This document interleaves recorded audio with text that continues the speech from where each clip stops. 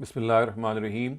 Assalamu alaikum, dear viewers. Welcome to this session of Meezan lecture series. So, in this series, as you all know, we are studying Ustaz Javed Ghamidi's book Meezan, which is his understanding of the contents of religion.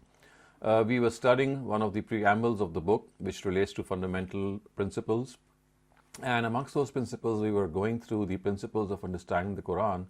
And these are 10 principles in all. So we have already covered some of these principles, which include linguistic principles, eloquence of language, classical Arabic, similarly that fact that the Quran has a final authority, that in the Quran the way the content is spread out is like one part of the Quran explaining the other part. So some of these things that we have already touched upon, and these actually account for 6 of those principles. Today we'll be taking up the 7th principle, and that is actually titled as a chronicle of Muhammad's inzar. And this actually means that the subject matter of the Quran is that it is a narrative of a messenger's inzar. So inzar, of course, means warning, and warning the people about the hereafter. So every page of the Quran speaks of this reality.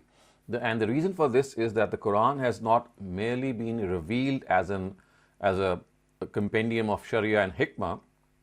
It has also been revealed to become the real means of the Prophet's warning to his people. And thus the Quran says, وَأُوحِيَ إِلَيَّ هَذَا الْقُرْآنِ لِأُنذِرَكُمْ بِهِ وَمَنْ بَلَغَ. And this Quran has been revealed to me that I may warn you through it and all those also whom it may reach. So the Prophet is the purpose of the Quran is to warn people, and the Quran, of course, through the Prophet will use the Quran to warn people, and wherever the Quran reaches, it will have the same purpose and objective as well. So as far as the Quran is concerned, we know that Prophet Muhammad was not merely a Nabi or a prophet, he was also a Rasul, who's, of course, the equivalent of Rasul is messenger. So prophets are personalities whom the Almighty reveals divine guidance so that they can guide people. And not every prophet is a messenger, but every messenger obviously is a prophet, and a messenger is a higher cadre amongst prophets. So messengerhood is a position bestowed only to some of the prophets. And according to the details which are provided by the Quran, a Rasul or a messenger decides the fate of his immediate addressees who are present right in front of them, and he implements God's verdict on them in this very world. So the verdict of God, the judgment of God is implemented by the messenger in this very world. The Quran informs us that this final phase in the preaching endeavor of a Rasul comes after it passes through various phases. And these phases have been discussed separately when we were discussing the preaching Sharia. So these phases include Inzar, which means warning, then Inzar-e-Am, which means enhanced warning, and this actually reaches the 3rd phase, which is the Itmamul Hujjah phase, in which communication is done or dissemination of the truth is done to the enemies or to all people in such a way that they are left with no excuse to deny the truth. And then we have Hijrat and Barat, which mean that the Prophet would either migrate from his place, and he would also acquit himself from his enemies, which are of course his own people. And then now, of course, it will await the judgment of God. So it is in this phase that the divine court of justice is set up on this earth. And punishment is then given to the rejectors of the truth, and those who have accepted it are rewarded. And in this way, a miniature day of judgment, a lesser day of judgment is witnessed on the face of the earth. So we know that we will have a greater day of judgment. The greater day of judgment will be set up once this world is disbanded, and there will be a greater day of judgment. But in the life of every messenger of God, this is something that is peculiar to it, something which is specific to it, that miniature days of judgment are set up in their own lives, in which the verdict of God is pronounced, so that these miniature days of judgment can then themselves become a substantiation of the greater day of judgment. So the history of the preaching missions of the messengers of God, which has been mentioned in the Quran, it shows that at this stage, which is the final stage, either of the two, there are two situations which can arise. When the time of the verdict comes, two situations can arise. One, a Rasul has a few companions, A messenger has a few companions and there is no place available to him and his companions to migrate. Second, this is one of the situations. The other situation that is something that can possibly arise is that the messenger's companions are in substantial numbers, and the Almighty also furnishes a place to them where they can migrate and be bestowed with political authority. So, in both these situations, the established practice of the Almighty manifests itself, and this is a practice which the Quran has referred to in very, very explicit words. So the words of the Quran are وَلِكُلِّ أُمَّةٍ رَسُولٌ فَإِذَا جَاءَ رَسُولُهُمْ قُضِيَ بَيْنَهُمْ بِالْقِسْطِ وَهُمْ لَا يُظْلَمُونَ. For each community there is a messenger. Then when their messenger comes, their fate is decided with justice and they are not wronged. So in the first situation, remember we said that a Rasul does not have a place to migrate and he has a very few companions. So in this case, he is asked to leave his people, and this can be either through migration or because God calls that Rasul to himself, of course giving him death. The verdict is delivered in such a way that divine punishment in the form of cyclones and storms, earthquakes and other natural calamities descend upon these people who have rejected their respective messenger, and these calamities, they completely destroy them.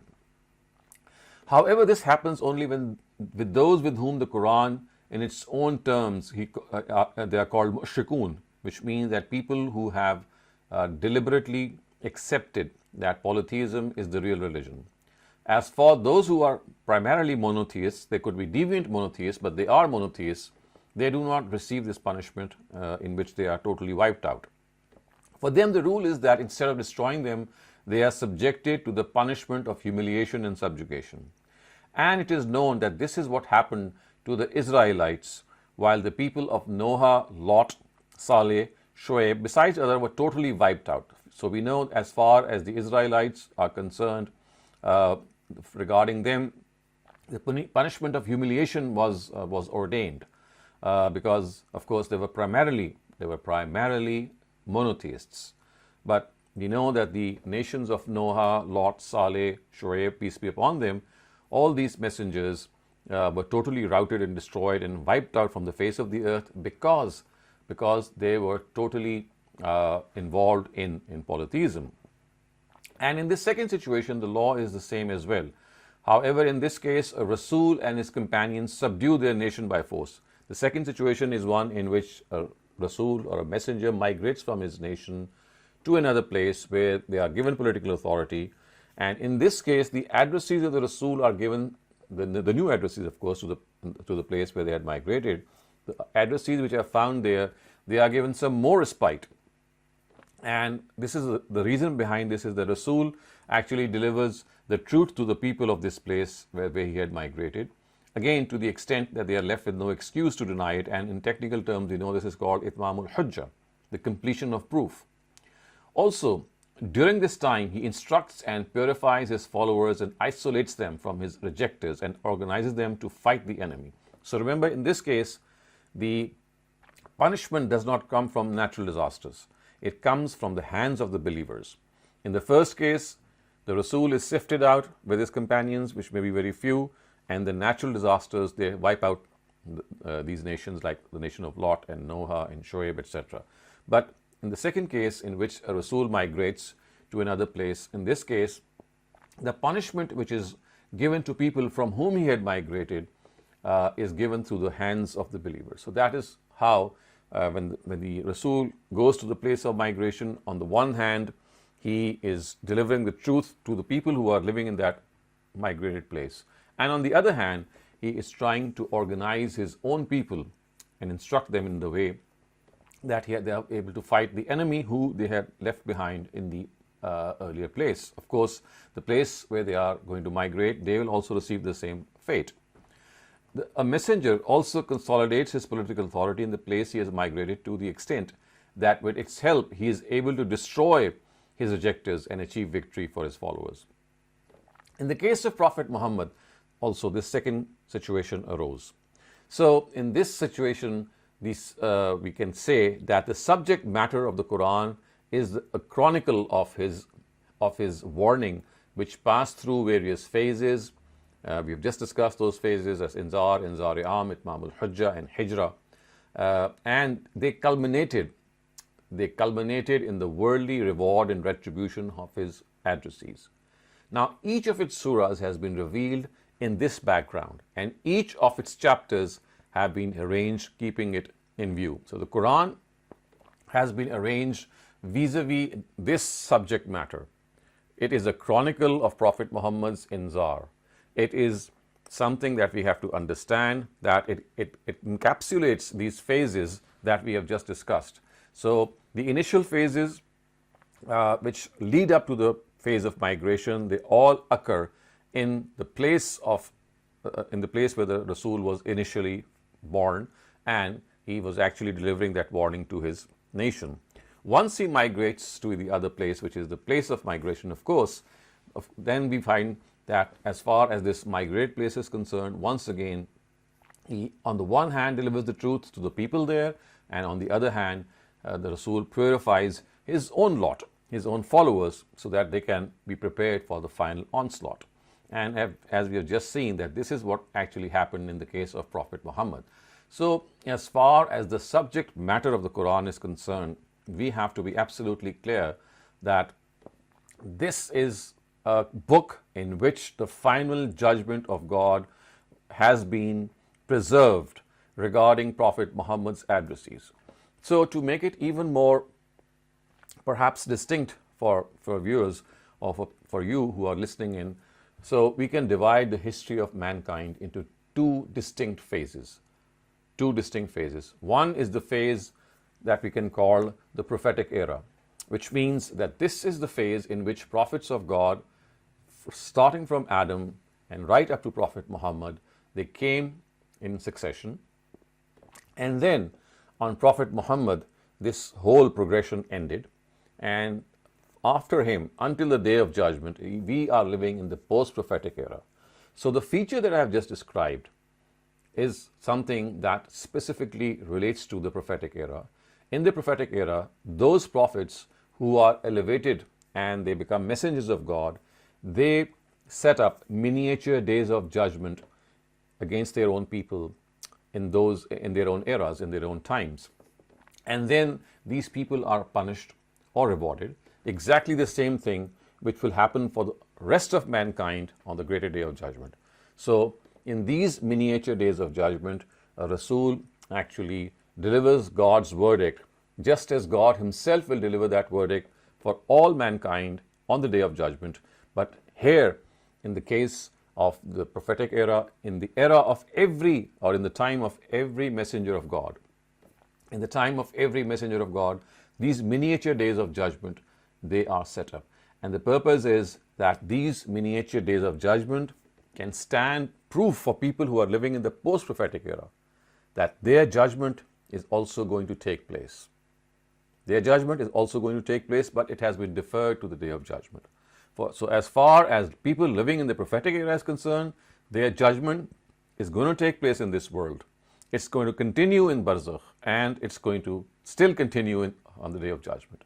But people who live in the post-prophetic era, because there is no messenger in that era, so therefore they are not punished in this world necessarily. Yes, at times God does do so, but then for that there is another law. But in this case, generally the account is deferred, settled on the day of judgment. And people of this era, like us, when we read the Quran as a chronicle of Prophet Muhammad's warning, we get to know that this is what happened to nations to whom messengers of God had been assigned. If it is not happening for us, it is only because we don't have a messenger amongst us right at this moment. And this is a practice which ended with Prophet Muhammad's departure. And for us, our reward and punishment has been deferred to the day of judgment.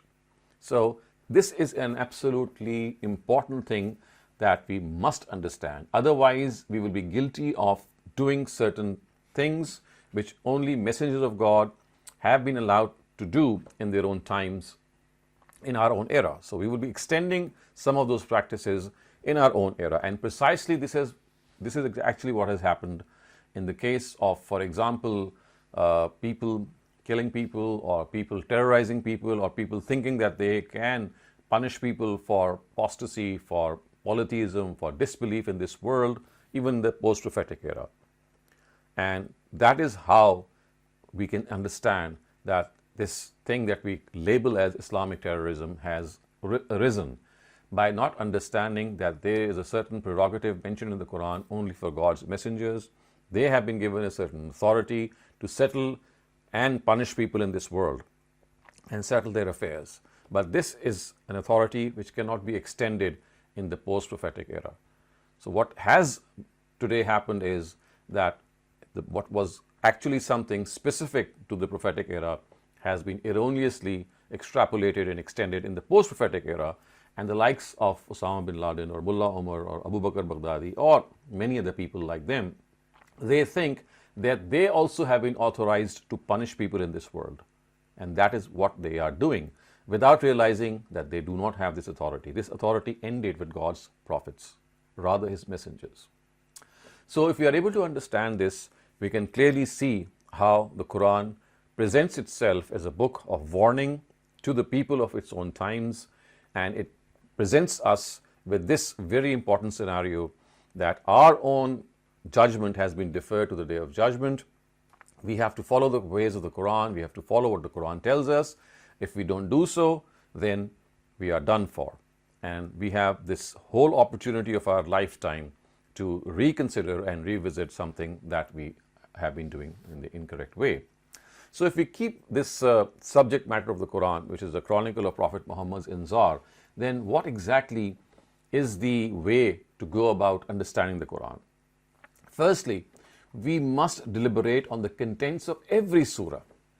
We must come to know the exact phase in which it was revealed, and so much so that we must very accurately go and understand. I mean, we are required to go in this endeavor to the extent that we can very, very satisfactorily say that, for example, a surah has been revealed in the phase of inzar, or in the phase of migration, or in the phase of reward and punishment.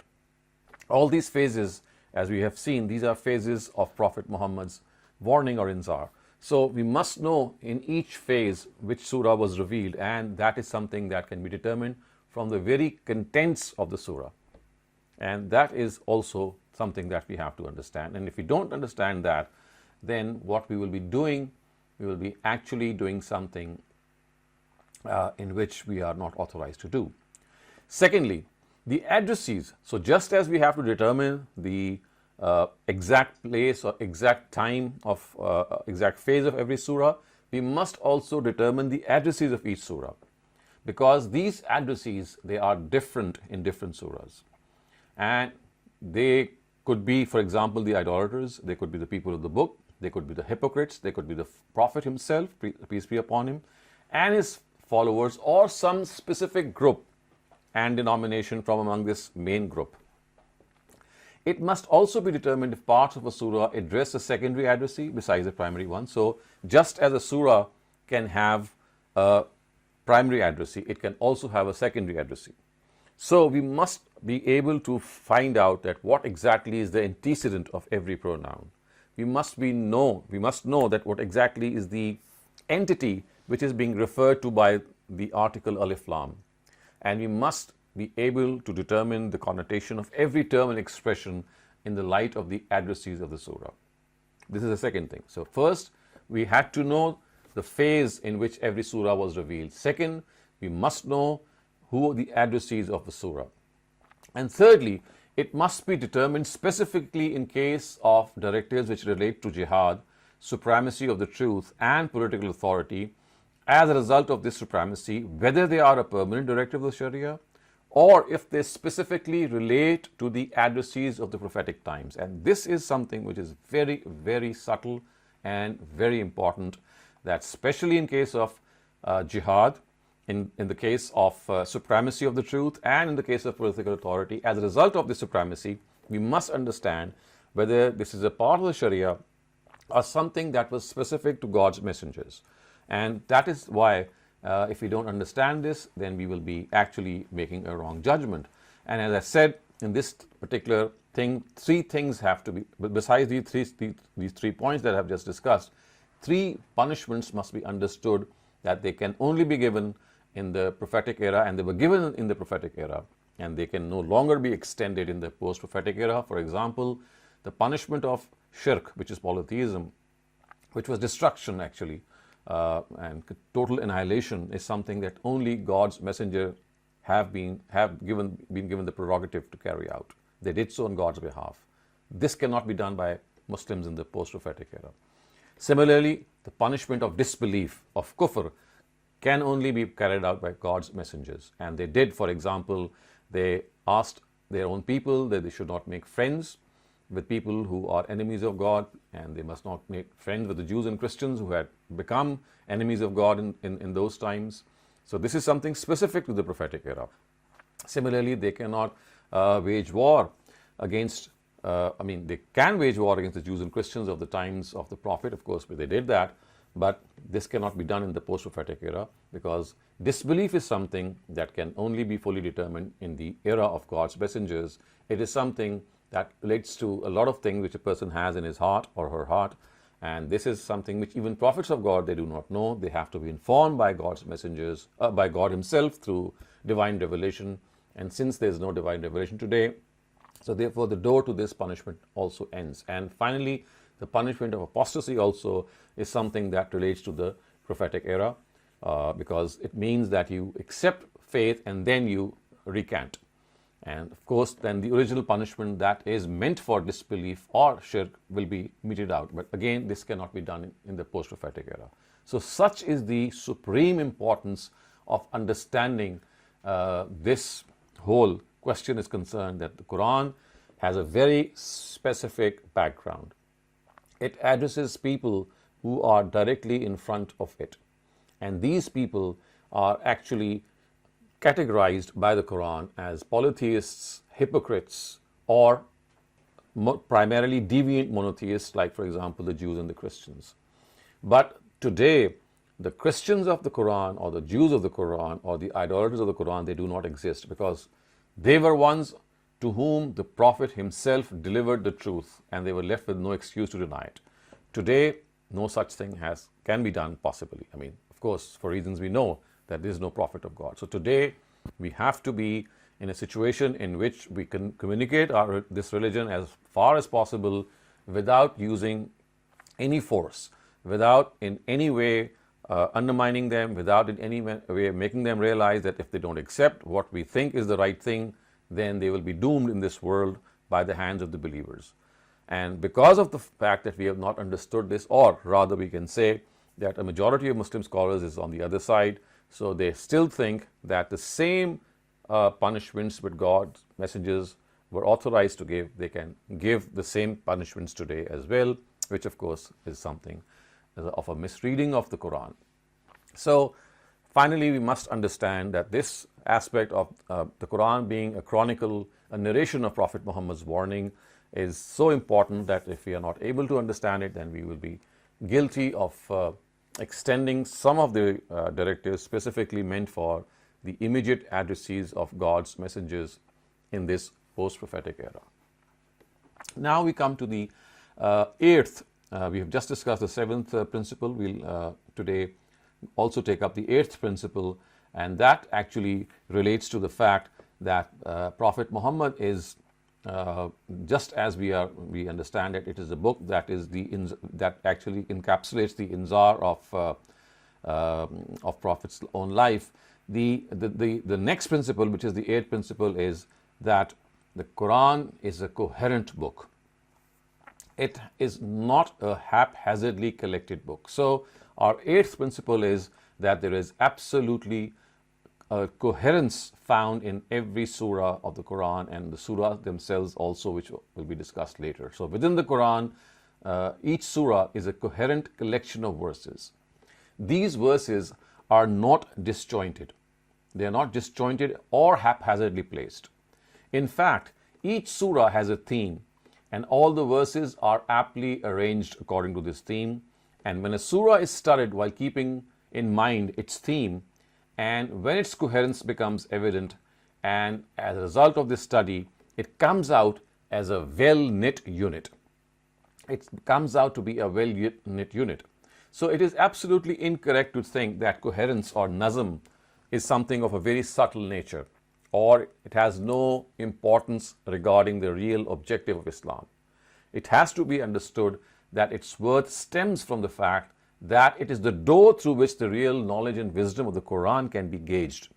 A person who reads the Quran without the guidance of coherence, without thinking that the Quran is a coherent book, it's not a collection of verses and in which each verse can be just interpreted out of its context, we will not be able to understand the true wisdom and the depth of meaning which the Quran encapsulates.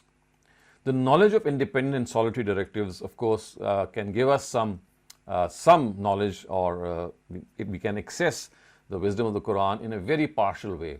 But that holistic understanding of the Quran and the holistic understanding of the directives of God will never be able to be understood the way they have been revealed.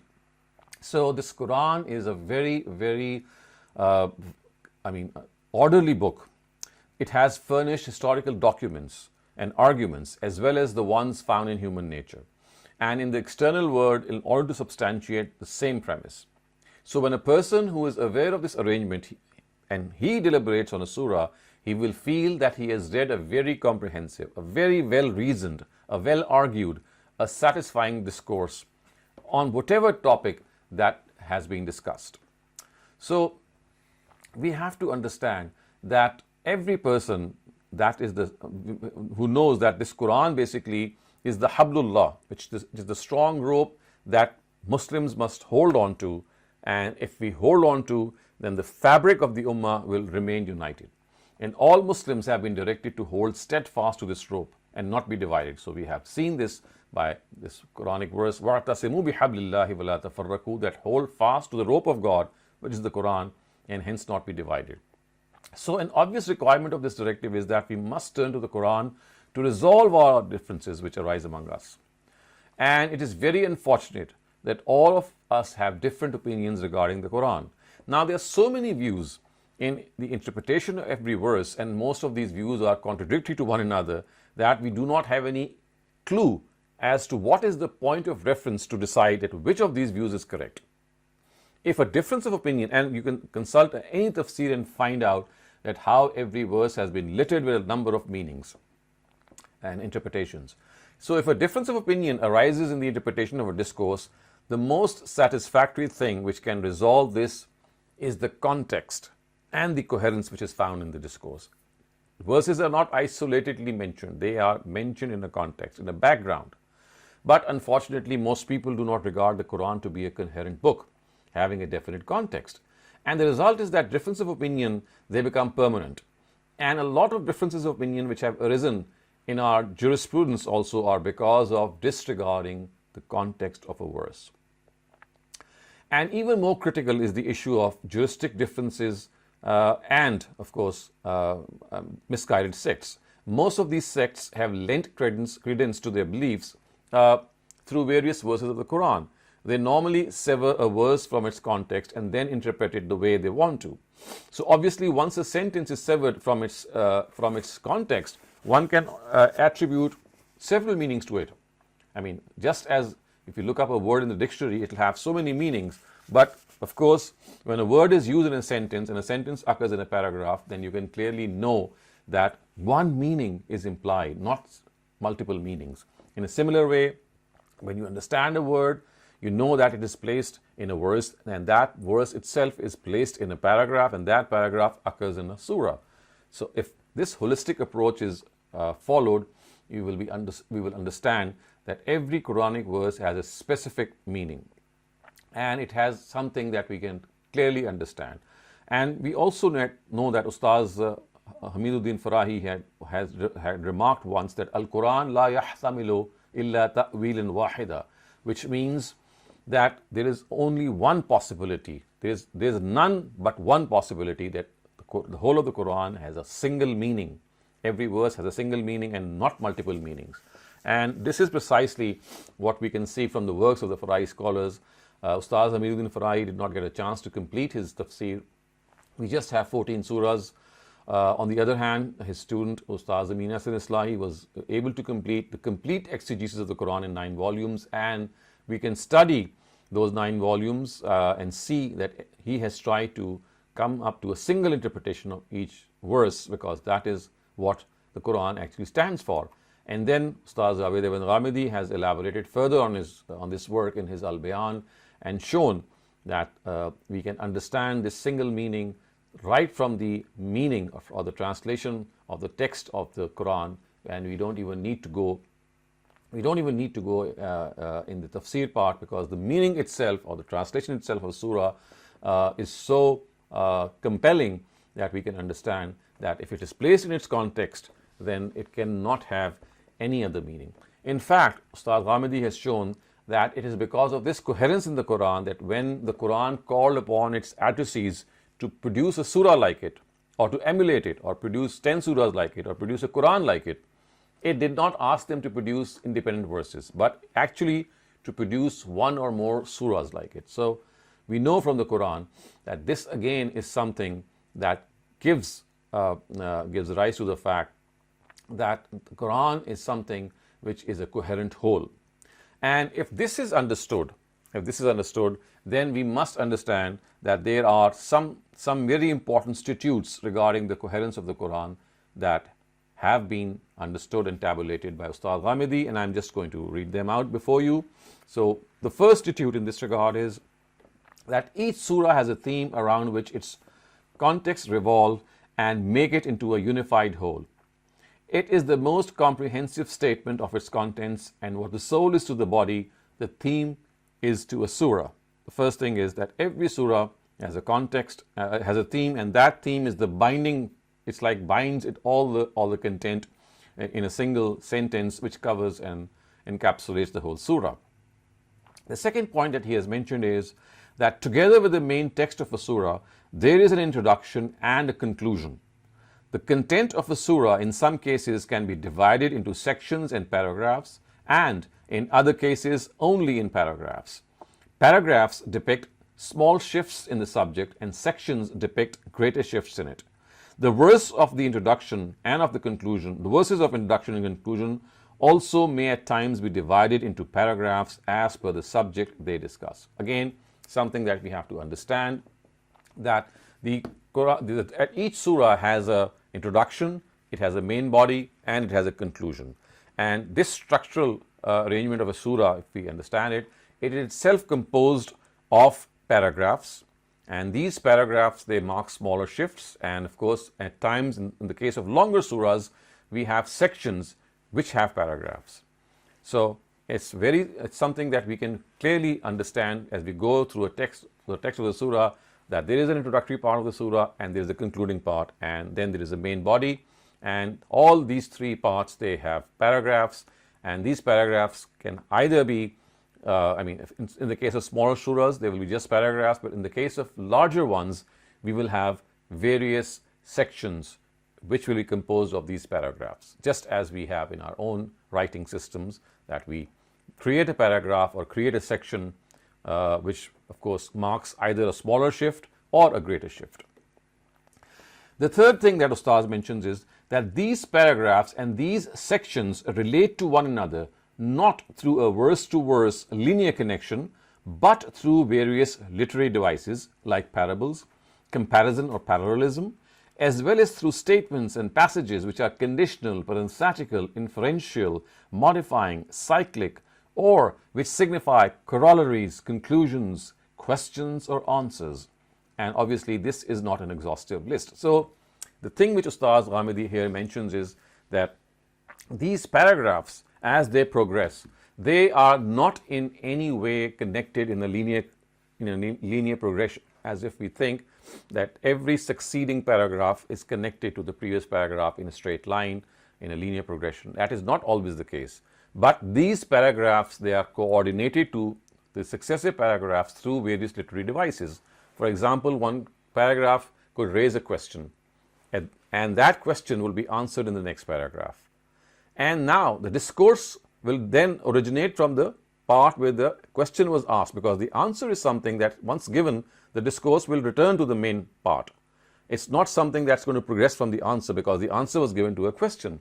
Similarly, there are verses that present parables, which means that examples of certain incidents in the form of similes. So once that happens, again the discourse will be taken up where that parable began, because that parable is going to get completed at one time, and then once it does, the discourse will come to the original place, and so on and so forth. It's not at this instance my objective to explain all these literary devices, but just to give you an idea.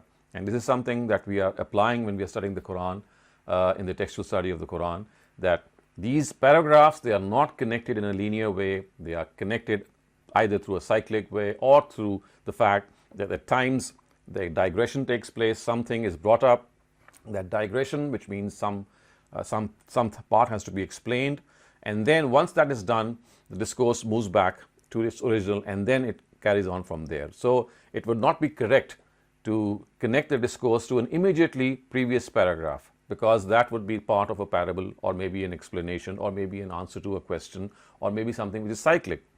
So if this is not understood, we might make the mistake of connecting a next paragraph to immediately the previous one, which is not always the case. The fourth thing which Ustaz Ghamidi mentions is that the text of a surah progresses through these paragraphs in sections and gradually reaches its culmination. As a result, the surah assumes a distinct and unique form and shape and becomes a complete and independent whole. So if we look and go through a surah, it is a beautifully arranged, unified whole in which a theme progresses from an introduction to a main body to a conclusion. And in all these sections, we have the Quran conveying its meaning with spectacular magnificence. And at times, if we feel those jolts or maybe gaps, they are not because in any way the discourse itself is disjointed, but because the stylistics of the Quran at times govern this shift. At times there are multiple addressees. So a paragraph would be related to one addressee, for example, the Jews, and the next would be to shift to another group of addressees, which are, of course, in those times standing right in front of the Quran. The Quran will shift from one addressee to the other, and when that shift takes place, of course, the topic will change. And this in no way is any incoherence, because incoherence would be if you're talking to the same addressee and you're bringing up different topics without any relevance. This is not the case. The addressee normally changes, and with that change, the topic changes. Because people don't understand that this change in the addressee changes the topic, they think that there are jolts and hiccups in the Quran, and there are things that are suddenly brought up, and there's things that are suddenly just left as if they had no conclusion. But as I've just said, that if our addressees here, if our viewers here get the chance to read the translation of Ustaz Ghamidi and his annotation, as well as the Quran, they'll find that how these two authors have tried their best to make us understand that there is absolutely no disjointedness, there is no lack of coherence. Things are perfectly connected. The only thing is that normally we are not used to the stylistics of the Quran, in which at times things which are thought to be understood, they are left out. And this device is called hasf. Hasf means suppression. So things that can be understood by the addressee, they are suppressed. Similarly, things that there is a departure in addressees, change in addressees. Similarly, we have the article alif lam, which is the, normally translated as the, but at times it's erroneously translated as the. At times it should be translated as this or that, because there is a antecedent which to this alif lam, which means that it is referring to a particular subset and not to everyone. So these are some literary devices. If we are able to understand, we will never be at loss to understand that, well, why is it that we find the Quran bringing up a topic certainly and then having another topic which seems to be disconnected from the first. Inshallah, as we go along, the understanding of the Quran that we are carrying out in our analytical study of the Quran and the textual study of the Quran that we are at the moment doing, you will be able to understand how the coherence of the Quran beautifully unfolds itself. So with this, we come to an end to today's session, and with this small announcement that there will be no class of Saturday class, the usual Saturday class in the month of Ramadan. We will have a daily feature in which the Quran will be discussed. It will be for 30 minutes, 9 p.m. Pakistan Standard Time, in which, like previous Ramazans, we will be discussing a specific verse of the Quran. And of course, there would be a Q&A after that. And these verses have been selected to keep in mind our own self-improvement and life lessons that we can specially understand, learn, and implement in our lives in this holy month of Ramadan. So, if you have any questions regarding what we have studied today, please raise them. So the first question asks, if Quran is chronicle of the Prophet, then its compilation should have been in the same order as it was revealed to the Prophet. What is the basis of the coherence in discourse after the order of the completed revelation, like the Wahy was revised? Right. So that is a very good question, and actually the very question gives the answer as well. But because the Quran was not something that was to be meant for the Sahaba and the Prophet only, it was given a new arrangement. And that arrangement was something that could have become more relevant to people who would come after them. But in order to maintain that chronological sequence as well, there is a very interesting mix in the Quran, and that is that within each chapter of the Quran, so we know that the Quran has 7 chapters, and within each chapter of the Quran, the sequence of the surahs is always historical, is always chronological, which means the surah which is placed first was also revealed first. But that is only within a chapter. So there are 7 chapters. In each chapter there is a Meccan block with which the chapter begins, and there is a Medinan block on which the chapter ends. And the Meccan and Medinan surahs, they are always in a historical sequence. But overall this has not been adopted in the Quran, because of course it was not always something that was meant for only the addressees of the Quran, who were the foremost addressees, but for people like us who were living in the post-prophetic era. So it was given a new arrangement so that it could also become very, very relevant to us. So in toto, we can say that in one sense the Quran has preserved that chronological sequence, but that is within the chapter. But then the way these 7 chapters have been arranged, that is something for us to understand, so that as addressees in the post-prophetic era, we can also make ourselves relevant to the Quran. Or rather, it's the reverse, the Quran is more relevant to us. Sir, if the other punishments for fasad in the earth, like crucifixion, etc., are still valid, then why not the punishment of apostasy or disbelief could be carried out as for the time of the Prophet in days of today? I mean, I've just tried to explain this, that apostasy or disbelief or polytheism, these are punishments which only God has chosen to keep to himself. He delivered these punishments through his messengers in the prophetic era, because for those punishments, it is essential that we know what is in the hearts of people. If they are denying, is it out of any confusion, out of any misconception, out of lack of information? This is something that can happen today. We could be confused, we could be led away by the action of the Muslims, we could be not in a position at times, for example, people living far off, to not have actually the message not having reached them. But these pretexts, they are absolutely done for in the prophetic era, because there is no chance of any confusion, there is no chance that the message would not have reached anyone, there is no chance that people are thinking otherwise. So a messenger delivers the truth in such an ultimate way that the consequence of that becomes evident, and that is that if that is not accepted, then people shall be punished, and if it is accepted, then they are rewarded. Precisely the same pretext that is available on the Day of Judgment. So God is going to reward and punish people on the Day of Judgment, and he does so in the prophetic era, because he is someone who has selected these messengers. He gives those messengers the charge and the authority, and of course a lot of miracles, similarly a lot of eloquence, in which the message is delivered to such an extent that they cannot deny it in any way.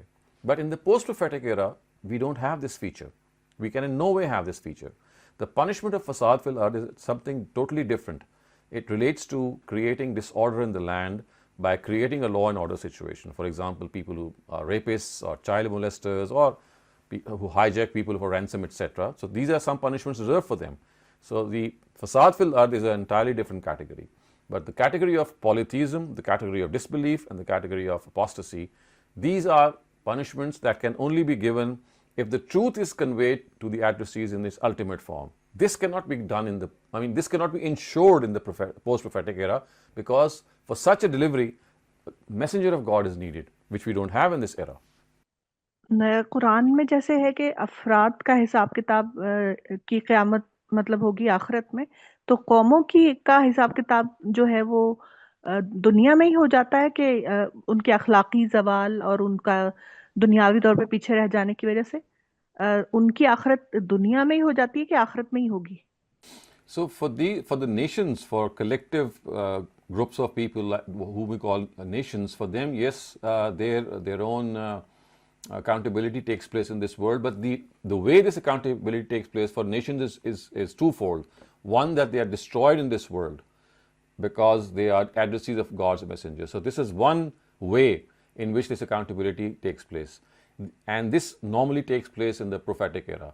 In the post-prophetic era, what happens is that the rise and fall of nations is governed by moral principles, and God says that He has chosen people from His knowledge and given them this supremacy in various eras, and until the day of judgment this will continue. For example, we know that He gave this supremacy to the Hamites first, and then to the Semites, and now to the Japhites. So the three sons of Prophet Noah, each of the progeny of these sons were given this supremacy, and then they disappeared from the face of the earth, and a new nation appeared. And if you look at history, so these are the three main nations, or a greater divide we can say, and within them of course we have lesser divides as well, but broadly every single nation is given the chance to face this supremacy or to encounter this supremacy and then die away. But this is not something that is done in a visible way in which there are disasters or maybe earthquakes or cyclones, or there is a war between believers and disbelievers, as is the case in the prophetic era.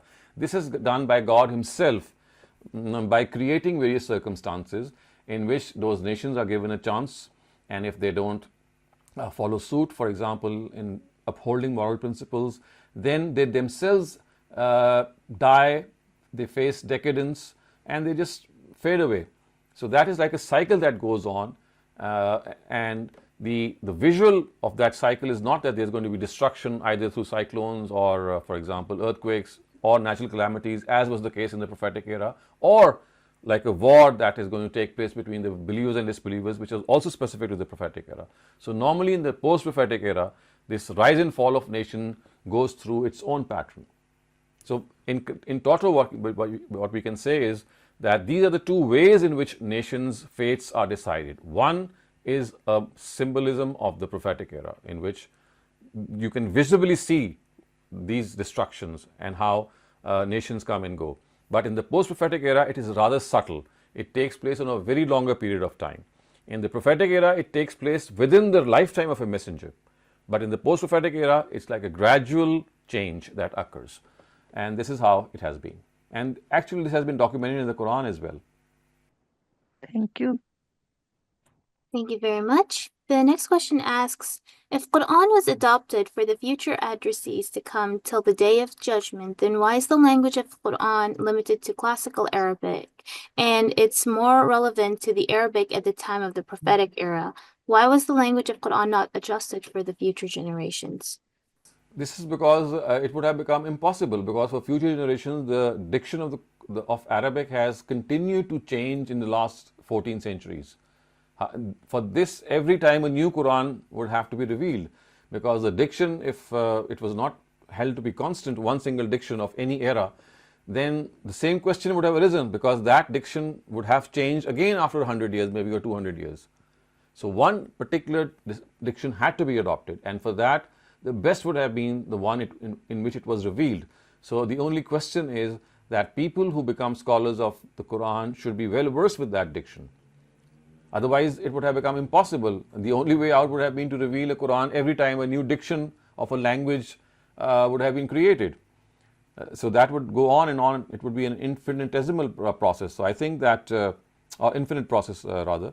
So that was the only humanly understandable way that discourse be revealed in a specific language of a specific time, and then people should be asked that they must be well versed with that language in order to understand the Quran. And for that, Arabic language itself was preserved.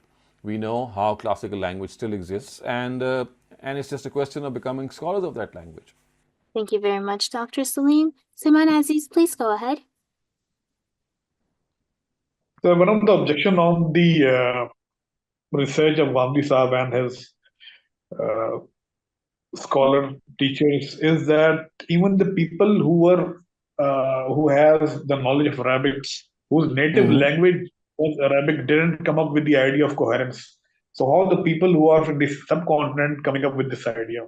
You see, what has happened is that very earlier on in the history of our ummah, the text of the Quran, which, if deliberated upon, could have given us this conclusion, was left to be just either learnt by heart or to be read as a book that could just, give some soothing to the dear departed.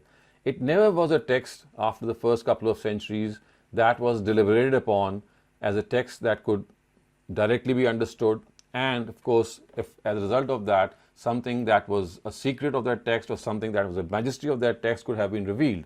So very earlier on, the departure that took place was that instead of understanding the text from the language of the Quran itself, or the coherence or the context, the stress was that we can only understand the Quran through Hadith literature or history.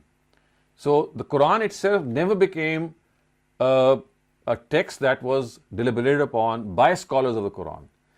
Very earlier on, very earlier on, I think maybe in the times of the third or second generation even, the whole impetus shifted towards understanding the Quran through Hadith literature. And that is how, this departure has taken place. So one of the greatest contributions of Ustaz Meezan Farahi is that he has redirected our lost fleet to its original course, that it is the Quran that has to be deliberated upon. It is the Quran that must be the instrument of understanding, not through Hadith but directly. In fact, Hadith needs the Quran for understanding. The Quran does not need the Hadith for understanding. So this is such a major, I would say, departure that took place earlier on in our history, that it's still going on. It's just a few people like Farahi Saab or Islahi Saab or Ghamidi Saab who have tried to change the course, but 99.9% of the Ummah is still chalking out the same course, in which the Quran is still understood not from the text itself or its coherence or its context, but through an extraneous source. And till the time this is going to keep happening, we cannot find any way out to this big problem that you referred to.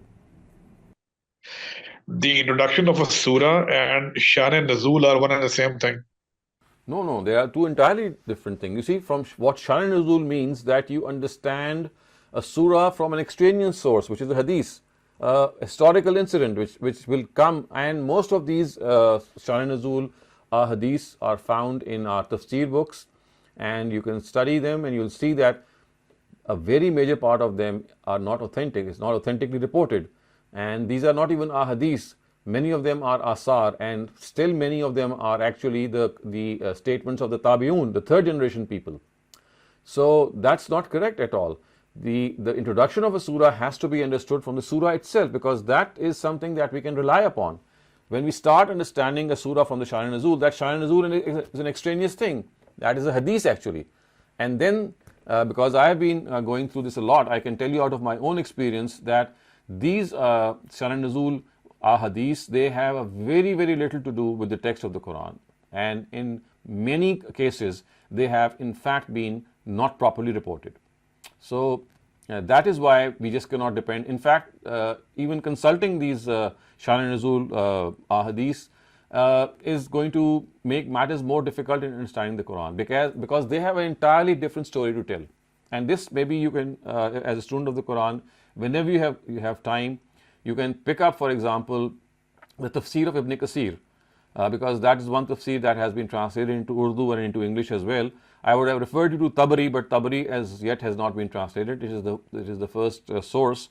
So, but if you pick up, for example, Ibn Kathir and some of the other ancillary works, you'll find out, you can read for your own self in the Urdu or English languages how they take up a certain Shan Nuzul and then they say that this is the background of the surah or the background of this verse, and the context of this verse will itself, on many occasions, just not accept this Shan Nuzul. And let me also give you an example for this that you can maybe whenever you have the time you can go and read. So this verse of Surah Hujurat, which says Ya ayyuhal lazina amanu in ja'akum fasikum binaba'in fatabayyanu. This is a very famous surah, the very famous verse of Surah Hujurat. I think it's the 5th or 6th verse, which tells us that if someone comes to you with the news, then you must investigate it. Now there is a Shan Nuzul associated with this verse that has been reported in our tafsir books. Just read that Shan Nuzul and then pick up Ustaz Amin Hassan Islai's commentary to the Bure Quran in Surah Hujurat and then read through that criticism on that Shan Nuzul.